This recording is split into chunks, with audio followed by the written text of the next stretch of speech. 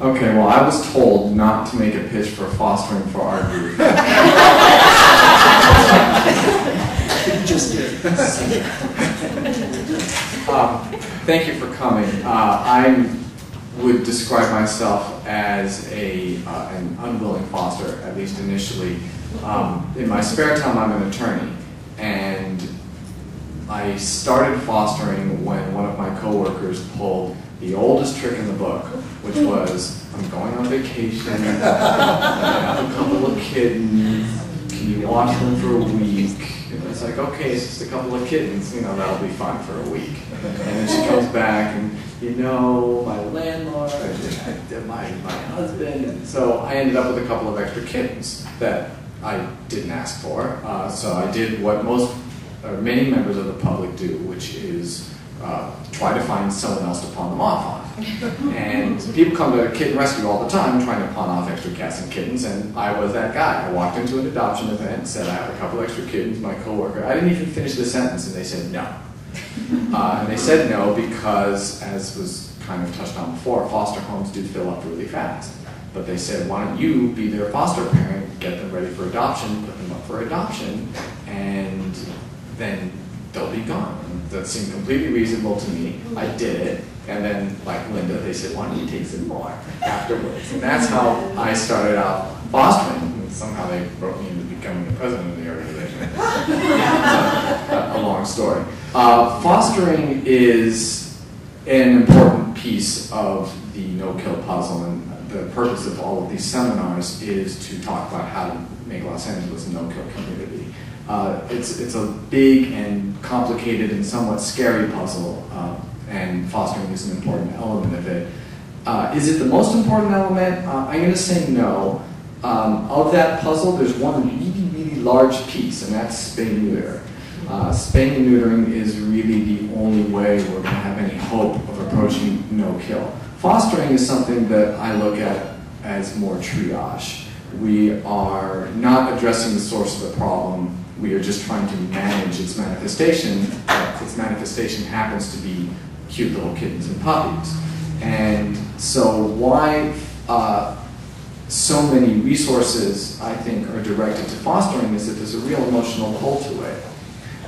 If you have $1 million to spend to try to make Los Angeles no-kill, you're going to have the biggest impact if you throw it all into spay-neuter. And you're going to have much less impact if you develop a big network of paid foster homes that can take little unweaned kittens.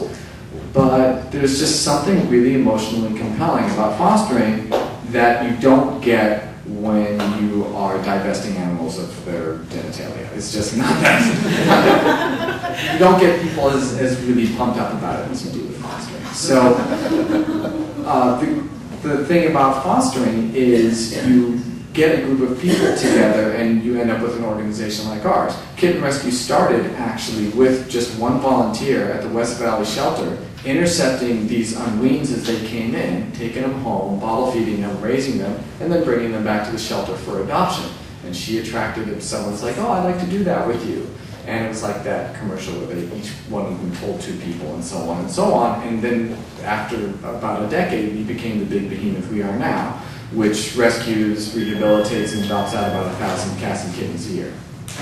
So having a good foster program is going to attract a lot of volunteers and volunteer effort, individual rescuers like Sunshine or people who just happen to like animals and get involved. And then they can also start making impacts in another way, working to develop spay-neuter programs, working with feral cats. I trust there is going to be a TNR portion of this series, right?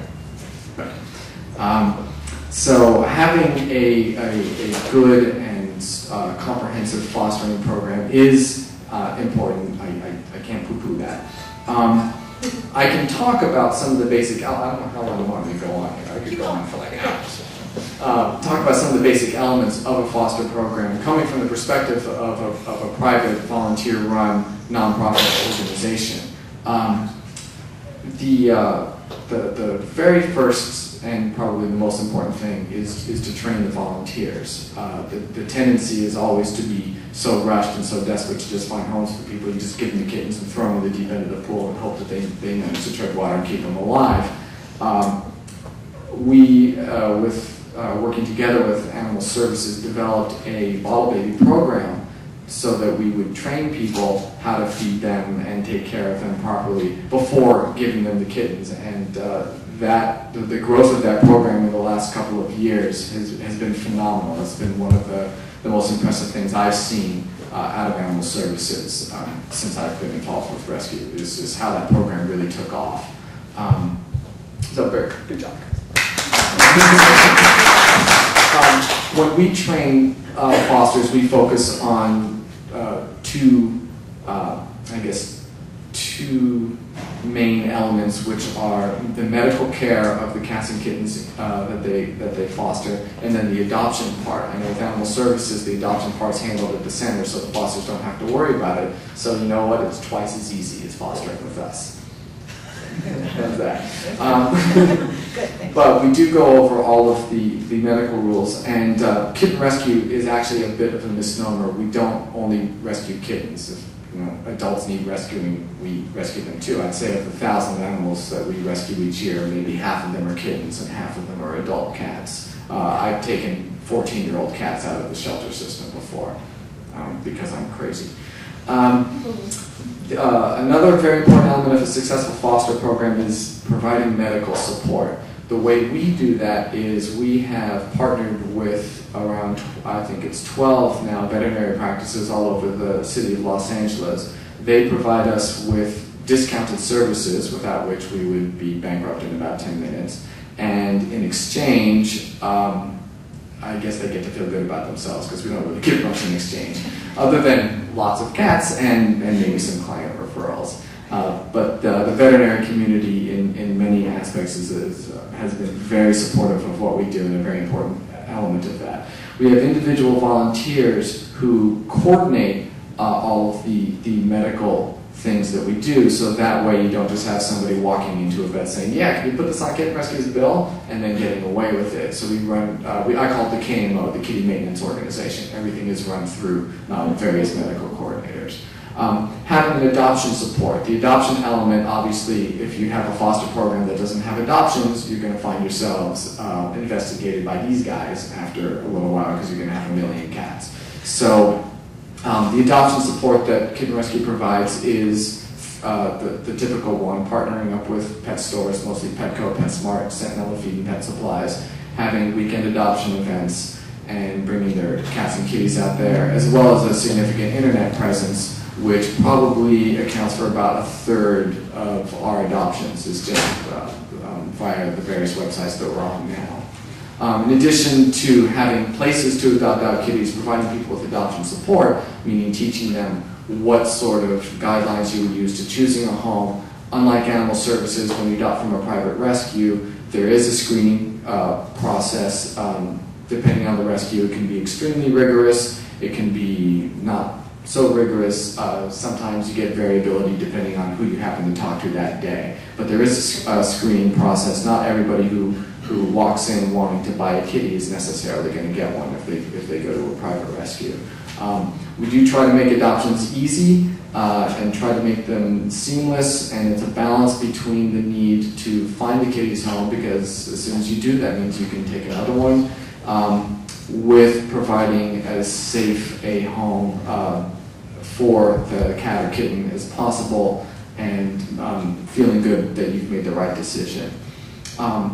As to the question of why don't we keep them all, it's an excellent question, and I think statistically they say that, at least in private rescue, 70% of first-time fosters keep their first foster animal, cat or dog, and I was very guilty of that as well. No, it's not true, I didn't keep my first ones. I waited about 2 or 3, but then in fairly short order, I adopted 2 of my foster cats, and then I drew the line. And this is where I think this is the better answer to the question. Is I'm crazy. I'm someone who takes homeless animals, rehabilitates them, and then adopts them out. Most people in the community are not like that. So what business do I have keeping these animals and using my resources on them when I can move them out and take another one in need. I rescued a cat that was lying in the gutter on the side of the road. Looked like she'd been hit by a car. She hadn't. She was paralyzed from a cryptococcus infection, a massive fungal infection that had gone into her nervous system, left her completely paralyzed. I rehabilitated her.